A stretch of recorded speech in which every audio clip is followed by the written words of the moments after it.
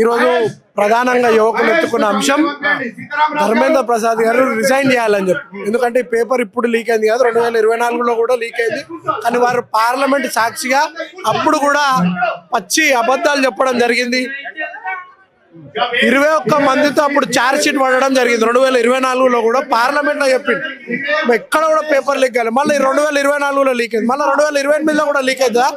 ఇది లీకుల ప్రభుత్వం ఉంది తప్ప చిత్తశుద్ధితో చేసేది లేదు.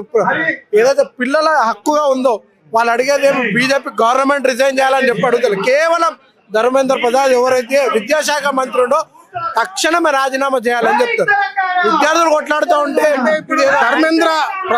ధర్మేంద్ర రాజీనామా చేస్తే పరిష్కారం సాల్వ్ అయినట్లన్నా?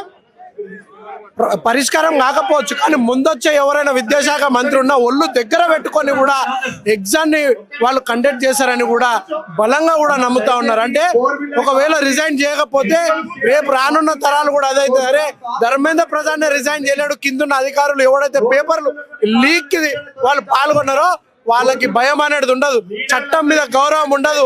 మన పిల్లలు కూడా అంతా డాక్టర్లు ఇంజనీర్లు అయ్యేది కూడా పక్కన పెట్టి ప్రతి ఒక్కరు కూడా మేము ఎమ్మెల్సీలు అయ్యి మేము కూడా పేపర్ లీకులు చేస్తాం, దాని మీద డబ్బులు ఏరుకుంటాం అనే పరిస్థితి కూడా దేశ యువత వస్తే మళ్ళా మనం దేశ యువతకి ఎలాంటి మార్గం చూపిస్తా ఉన్నాం.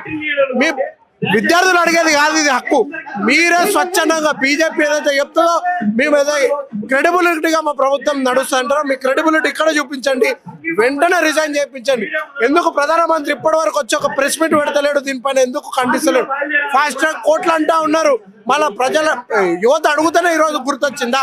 పేపర్ లీక్ అయిన రోజే మీరు ఈ ప్రకటన చేస్తుంటే ఖచ్చితంగా విద్యార్థులు కూడా మీ పైన హర్షం ప్రకటిస్తుంటారు. కానీ మీరు చేసే విధానం చూస్తూ ఉంటే ఈరోజు ఇవాళ ఎవరైతే విద్యార్థులు దీనిపైన స్వచ్ఛందంగా ఓట్లాడితే వాళ్ళు యాంటీ ఇండియా లాగా కూడా వాళ్ళపైన ముద్ర వేస్తా ఉన్నారు. ఇది తగవు కాదని కూడా నరేంద్ర మోదీకి హెచ్చరిస్తా ఉన్నారు. Thank you. భారతదేశంలో యువత మేల్కొన్నది, అత్యధిక జనాభా ఉన్న యువత మేల్కొన్నది. ఈ ప్రభుత్వము నరేంద్ర మోడీ గారు ప్రజల కళ్ళు మూసి దీపం పెట్టి గంట కొట్టుమని ఏ విధంగా అయితే ప్రజాస్వామ్యాన్ని కూని చేశాడో ప్రజలు యువత ఈ రోజు మేల్కొన్నది. అయ్యా నీకు 20 లక్షల మంది పైచీలకు ఎగ్జామ్ రాస్తే నువ్వు ఎంత అలర్ట్ లో ఉండాలి? పేపర్ లీక్ అయింది, మళ్ళీ ఒకసారి రీ ఎగ్జామ్ పెట్టావు, ఒక half an hour late exam చేశావు. పిల్లలు అప్పటికే ఒకసారి రాసి మళ్ళీ ఒకసారికి మెంటల్ గా డిస్టర్బ్ అయి ఉన్నారు. దాని తర్వాత ఈ గత 5 సంవత్సరాలుగా ఎప్పుడు కూడా క్వాలిఫై మార్కులు 213 క్వాలిఫై మార్కులు రాలేదు. ఈసారి 5 సంవత్సరాల నీట్ పెట్టిన చరిత్ర కూడా హైయెస్ట్ క్వాలిఫై మార్క్స్ వచ్చాయి. వాడు ఒకసారి ఎగ్జామ్ రాసే మెంటల్ గా డిస్టర్బ్ అయ్యే మళ్ళీ ఒకసారి ఎగ్జామ్ రాసే ఈ 5 ఏళ్లలో హైయెస్ట్ క్వాలిఫై 213 మార్కులు ఈసారి వచ్చినాయి. మరి ఏ విధంగా పిల్లలు ప్రశాంతంగా ఎగ్జామ్ రాస్తారు? చాలా మంది మెంటల్ గా డిస్టర్బ్ అయినారు. పేపర్ ఎందుకు లీక్ అయింది? దీనికి పూర్తి బాధ్యత భారత ప్రభుత్వం వహించాలి, నరేంద్ర మోడీ గారు వహించాలా, ధర్మేంద్ర ప్రధాన్ గారు మంత్రి గారు వహించాలి. ఒకసారి నవాజ్ షరీఫ్ గారు ఒక ట్రైన్ యాక్సిడెంట్ అయితే రిజైన్ చేసిన చరిత్ర భారత పార్లమెంట్ చరిత్రలో ఉంది.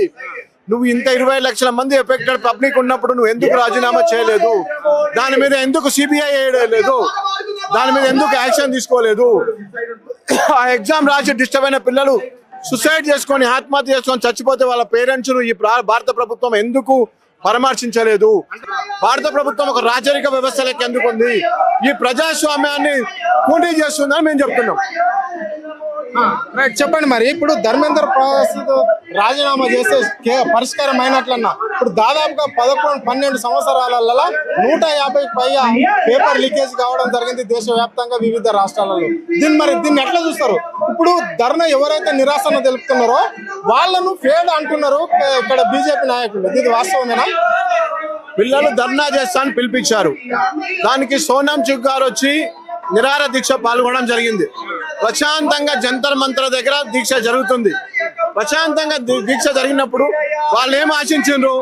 చర్చలకు పిలవమన్నారు, చర్చించుదామని చెప్పారు. నువ్వు చర్చలో పిలవమంటే నడ్డా ఇంటికి రమ్మన్నారు. ప్రజాస్వామ్యంలో ఒకరింటికి వచ్చే వ్యవస్థ కరెక్ట్ కాదు.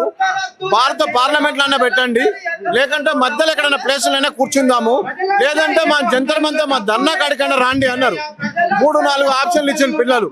ఆప్షన్స్ ఇస్తే మేము మాట్లాడతాము, చర్చలకు రాండి అని చెప్పుకుంటూ టియర్ గ్యాసులతోటి, లాఠీ చార్జ్ తోటి, రాళ్ళు రోడ్లు తీసుకొచ్చి పెట్టి భారత ప్రభుత్వము ఏ విధంగా ఉన్నదో యావత్తు యువత మేలుకొన్నది. ఈ రోజు ఈ ముసుగు మేలుకొన్నది యువత. ఈ రోజు భారత ప్రభుత్వము గత 10-12 సంవత్సరాలుగా భయభ్రాంతులకు గురి చేసి ప్రతిపక్ష పార్టీలను ఏ విధంగా తొక్కుతున్నది, వాళ్ళ అహంకారం ఏ విధంగా ఉందనేది యావత్ యువత ఈ రోజు మేల్కొన్నది.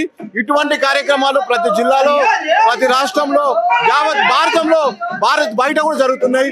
నరేంద్ర మోడీ గారి నిజ స్వరూపం భావ్య ప్రపంచానికి తెలిసింది. అంటే ఇక్కడ బీజేపీ నాయకులు చెప్తున్న మాటలు నిజమైన నిరుద్యోగులు కాదు, నిజమైన విద్యార్థులు కాదు, అంతా ఇతర దేశాల నుంచి వచ్చిన వాళ్ళే అని చెప్పేసి వాళ్ళు చెప్తున్నారు. ఇక్కడ ముస్లింలు ఎక్కువగా ఉన్నారు. ముస్లిం స్పాన్సర్ చేయడం వల్లనే విదేశాల నుంచి వచ్చి ఇక్కడ కావాలని భారతదేశాన్ని బదనాం చేయడమే ఒక లక్ష్యంగా పెట్టుకున్నారు అని చెప్పేసి బీజేపీ నాయకులు చెప్తున్న మాటలు.